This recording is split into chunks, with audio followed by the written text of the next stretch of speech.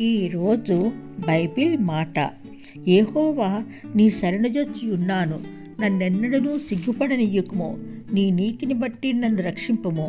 నాకు నీ చెవియొగ్గి నన్ను త్వరగా విడిపించుము. నన్ను రక్షించుటకు నాకు ఆశ్రయ శైలంగాను ప్రాకారం గల ఇల్లుగాను ఉండము. నా కొండ నా కోట నీవే.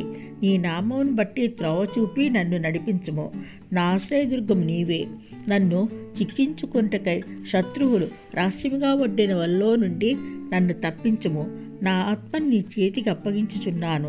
యెహోవా సత్యదేవా, నన్ను విమోచించువాడవు నీవే. నేను యెహోవాను నమ్ముకొని ఉన్నాను. వ్యర్థమైన దేవతలను అనుసరించేవారు నాకు అసహ్యులు. నీవు నా బాధను దృష్టించి ఉన్నావు. నా ప్రాణబాధలు నీవు కనిపెట్టి ఉన్నావు. కావున నీ కృపను బట్టి నేను ఆనందభరితున్నే సంతోషించెదను. నీవు శత్రువుల చేత నన్ను చెరపట్టలేదు. విశాల స్థలమున నా పాదములు నిలువబెట్టితివి. యెహోవా, నేను ఇరుకున పడి ఉన్నాను, నన్ను రక్షింపుము. విచారం వలన నా కన్నులు క్షీణించుచున్నవి. నా ప్రాణము నా దేహము క్షీణించుచున్నవి. నా బ్రతుకు దినమంతయు వెళ్ళబొచ్చుచున్నాను దుఃఖముతో. నిట్టూర్పులు వీచుటతో నా ఏండ్లు గతించుచున్నవి. నా దోషములను బట్టి నా బలం తగ్గిపోవచ్చున్నది. నా ఎముకలు క్షీణించుచున్నవి. నా శత్రువులందరికీ నేను నిందాస్పదుడై ఉన్నాను.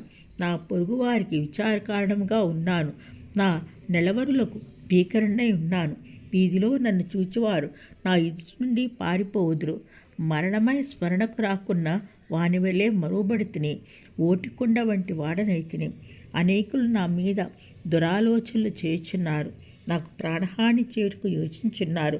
వారు గుసగుసలాడుట నాకు వినిపించున్నది. నలుదిశలను నాకు భీతి కలుగుచున్నది.